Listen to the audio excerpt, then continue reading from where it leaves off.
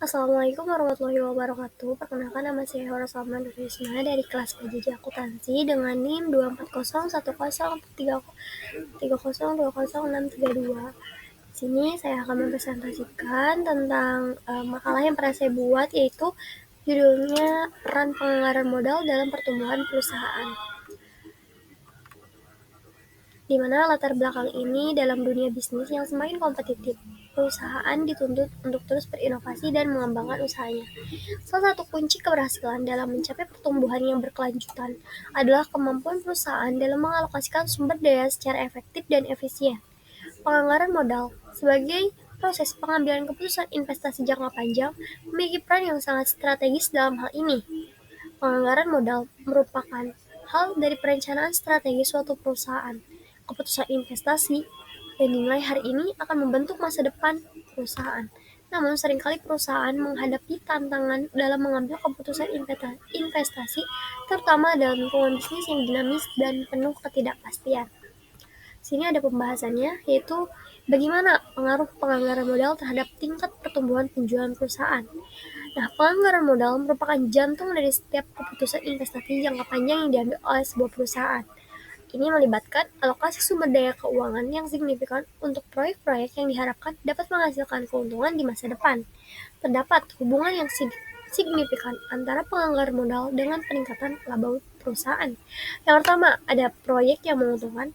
Yang kedua, ada alokasi sumber daya yang optimal. Yang ketiga, pertumbuhan dan pengembangan. Dan yang terakhir, ada efisiensi operasional. Lalu, pembahasan yang kedua, yaitu apakah terdapat hubungan yang signifikan antara penganggaran modal dengan peningkatan laba perusahaan?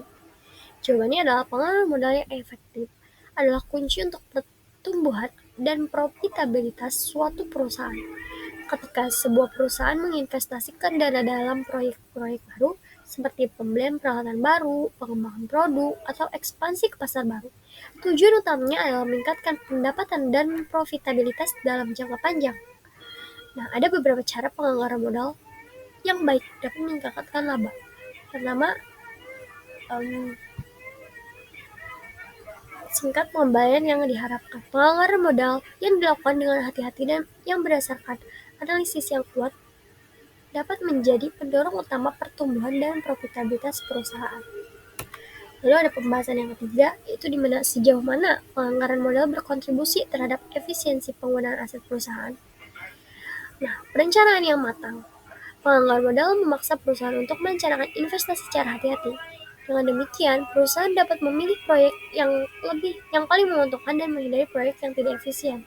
Yang kedua, ada evaluasi kerja, di mana penganggaran modal juga memungkinkan perusahaan untuk mengevaluasi kinerja investasi secara berkala. Dengan demikian, perusahaan dapat mengidentifikasi proyek yang tidak berjalan sesuai dengan rencana dan mengambil tindakan korektif.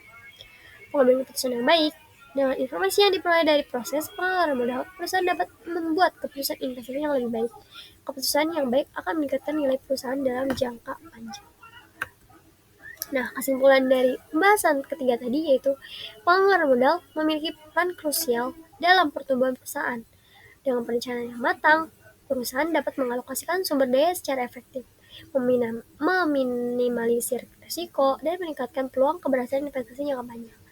Penganggaran modal bertindak sebagai kompas bagi perusahaan dalam menentukan arah pertumbuhan. Melalui proses evaluasi yang cermat terhadap berbagai banyak investasi, perusahaan dapat memilih opsi yang paling menguntungkan dan sejalan dengan tujuan strategis.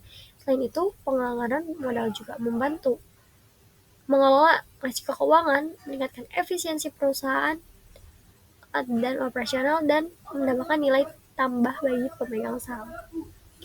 Mungkin cukup sekian presentasi dan penjelasan dari